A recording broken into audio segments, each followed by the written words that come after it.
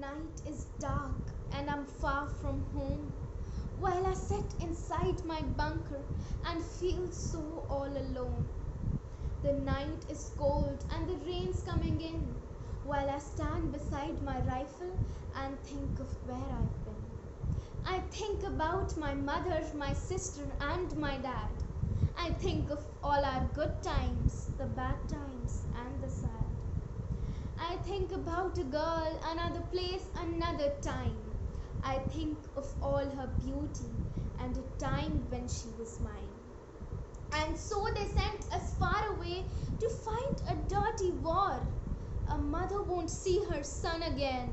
She will lose the child she bore. So, boy, enjoy your good times, enjoy them while you can. For soon they'll send you far away and they'll call you a man. These lines are from a prominent poem called The Dark Night.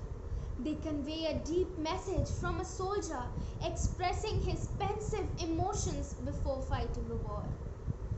Greetings to everyone, I'm Gitika and today I'm here to speak upon how I believe that art is an antidote to war. War has never at any point of time done any good to any soul. Art, on the other hand, is the antidote that can retrieve our souls from the edge of numbness, restoring in us the ability to feel for another. A war is always destructive regardless of its size. It scars a common person's life as much as that of any soldier. Every single person has to face various difficulties physically, mentally, and financially. So I guess it's no more an option but a necessity to procure an antidote to war. Art comes to our rescue in such a case.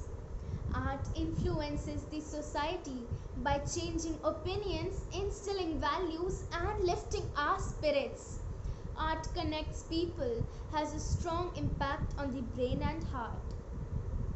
Through artists and their art, we are able to enjoy breathtaking masterpieces and see the world as one complete family.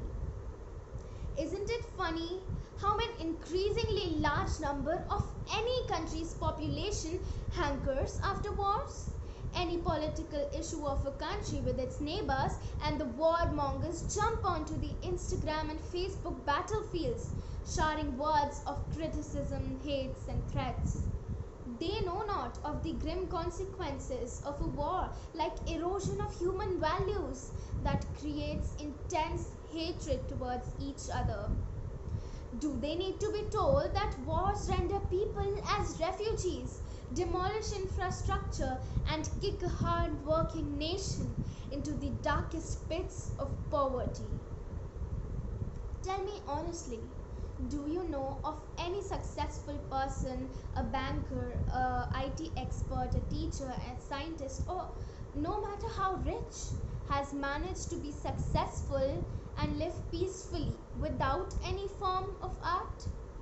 Well, what I mean is that every single one of them at the end of the day seek respite in the warm embrace of art, be any form of it.